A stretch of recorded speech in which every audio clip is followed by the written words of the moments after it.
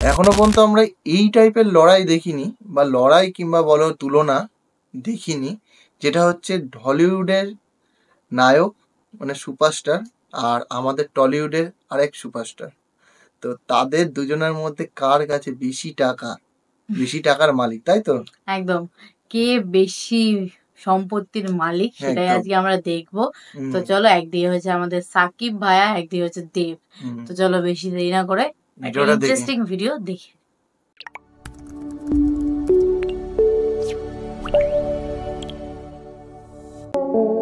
দেব এবং শাকিব খান দুই বাংলার দুই সুপারস্টার। দুই সুপারস্টারই দুই বাংলায় খুবই জনপ্রিয়। এপার বাংলা এবং ওপার বাংলা দুই বাংলার সিনেমা ইন্ডাস্ট্রিকে সমৃদ্ধ করে চলেছে এই দুই সুপারস্টার। এই দুই সুপারস্টারের ভক্তের সংখ্যার অভাব নেই, আর সুপারস্টারদের ব্যক্তিগত জীবন নিয়ে তাদের ভক্তদের সর্বদাই কৌতূহল থেকেই যায়। এই দুই জনপ্রিয় নায়ককে সকলেই চিনলেও তাদের ব্যক্তিগত সম্পত্তি সম্পর্কে খুব একটা বেশি জানেন না তার ভক্তরা। তাই আজ আমরা জানবো এই দুই তারকার মধ্যে কে বেশি টাকার মালিক আর কে কত টাকা ইনকাম করেন। ক্যারিয়ারের প্রথম সময় 2006 সালে অগ্নিপথ চলচ্চিত্রের মধ্য দিয়ে বাংলা চলচ্চিত্রে পদার্পণ করেন দেব।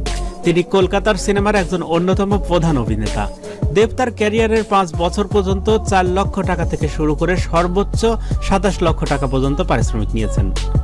অন্যদিকে সোহানুর রহমান সোহান পরিচালিত 1999 সালে অনন্ত ভালোবাসা চলচ্চিত্রের মধ্যে দিয়ে শাকিব খান অভিনয় জীবন শুরু করেন। শাকিব খান তার ক্যারিয়ারের প্রথম 5 বছর 2 লক্ষ টাকা থেকে শুরু করে সর্বোচ্চ 3 লক্ষ টাকা পর্যন্ত পারিশ্রমিক নিয়েছেন।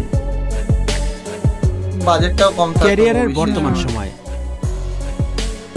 দেব বর্তমানে সিনেমা প্রতি 50 লক্ষ টাকা থেকে শুরু করে সর্বোচ্চ 75 লক্ষ টাকা পর্যন্ত পারিশ্রমিক নিয়ে থাকেন। অন্যদিকে শাকিব খান বর্তমানে সিনেমা প্রতি 55 লক্ষ টাকা থেকে শুরু করে সর্বোচ্চ 80 লক্ষ টাকা পর্যন্ত পারিশ্রমিক নিয়েছেন।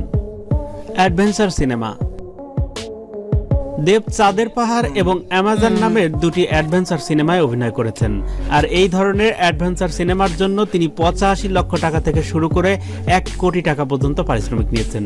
অন্যদিকে শাকিব খানের দীর্ঘ 22 বছরের সিনেমা ক্যারিয়ারে এখন পর্যন্ত তেমন কোনো অ্যাডভেঞ্চার সিনেমাতে অভিনয় করতে দেখা যায়নি। বিজ্ঞাপন দেব বিজ্ঞাপনে কাজ করার জন্য 15 লক্ষ টাকা পর্যন্ত পারিশ্রমিক নিয়েছেন। অন্যদিকে শাকিব খান প্রতি বিজ্ঞাপনের কাজের জন্য 20 লক্ষ টাকা পারিশ্রমিক নিয়ে থাকেন। বাৎসরিক ইনকাম দেব বাৎসরিক সর্বোচ্চ 15 কোটি টাকা আয় করে থাকেন। অন্যদিকে শাকিব খান বাৎসরিকভাবে সর্বোচ্চ 34 কোটি টাকা আয় করেছেন। বাড়ি কলকাতায় দেবের 8 কোটি মূল্যের একটি বাড়ি ছাড়াও প্রায় 9 কোটি টাকার স্থাবর সম্পত্তি রয়েছে। অন্যদিকে শাকিব খানের ঢাকায় 9 কোটি 65 লক্ষ টাকা মূল্যের একটি বাড়ি এবং 8 কোটি টাকা মূল্যের আরো একটি বাড়ি রয়েছে। এই দুইটি বাড়ি সহ মোট 25 কোটি টাকা মূল্যের স্থাবর সম্পত্তি রয়েছে শাকিব খানের। গাড়ি দেবের BMW মার্সিডিজ ব্র্যান্ডের দুটি গাড়ি রয়েছে, যে গাড়ি দুটির বর্তমান মূল্য প্রায় 1 কোটি 50 লক্ষ টাকা। অন্যদিকে শাকিব খানের ক্রাউন ব্র্যান্ডের classic model, Prado, Toyota, Mercedes, BMW সহ 7টি মডেলের গাড়ি রয়েছে, আর এই 7টি মডেলের গাড়ির মূল্য প্রায় 4 কোটি 50 লক্ষ টাকা।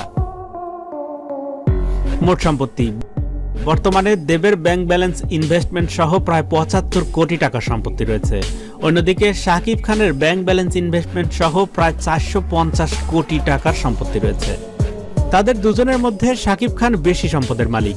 এর কারণ হিসেবে আমরা দেখতে পারি শাকিব খান সিনেমা জগতের ক্যারিয়ার 22 বছর, আর 22 বছরে শাকিব খান 269টি সিনেমায় নিজের নাম লিখিয়েছেন, যার মধ্যে 240টি সিনেমা ইতিমধ্যে মুক্তি পেয়েছে। অন্যদিকে দেবের সিনেমা ক্যারিয়ার মাত্র 14 বছরের। এই 14 বছরে দেব 43টি সিনেমা করেছেন, যা শাকিব খানের মুক্তিপ্রাপ্ত সিনেমা হতে প্রায় 200টি কম।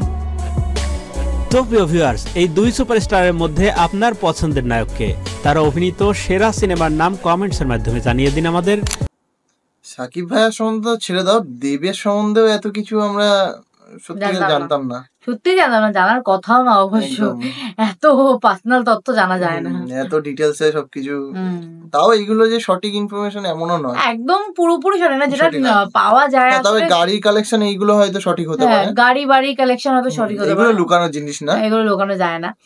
টাকা ব্যাংক ব্যালেন্সটা লুকানো যায়, তাও দেবের ক্ষেত্রে কিছুটা নাও লুকানো যেতে পারে, কারণ তিনি সাকিব ভাইয়ের তো একজন এমনি শান্ত- সাইডে ব্যবসাও আছে, হুম। মুভিও হ্যাঁ, তুলনামূলক সাকিব ভাই বেশি তো করেছে। obviously অনেকগুলো, আর দেব তো এখন মুভির সংখ্যা কমিয়ে দিয়েছে, এখন হুম, মুভি করেন না, করে না, বছরে হয়তো একটা বা 2 বছরে একটা তাও ওই movie হয়। অ্যাডভেঞ্চার টাইপেরই মুভি করে এখন। হ্যাঁ, একটু অন্য টাইপের মুভি করার চেষ্টা করে। তো যাই হোক, দুজনের জায়গায় সম্পত্তির দিক দিয়ে সেরা। হুম, সম্পত্তি নিয়ে আর কি হবে, কিন্তু হ্যাঁ অ্যাক্টিং এর দিক দিয়ে বলতে গেলে দুজনেই সেরা। সেরা, অ্যাক্টিং দুজনেই খুব ভালো করে, আমরা দুজনেরই মুভি দেখেছি আর আমাদের ভালোও লাগে। ভালো লাগে। আর দেব ইদানিংকালে যে ধরনের মুভি করে আমার খুব ভালো লাগে, আর সাকিব ভাইয়ের তো ইদানিংকালের মুভি বলতে তুফান, ও অসাধারণ উড়াধুরা। লেগেছে আমার, উড়াধুরা লেগেছে একদম। তো চলো বেশি দেরি না করে ভিডিওটা শেষ করছি। দেখাবে নেক্সট ভিডিওতে, ততক্ষণের জন্য টাটা।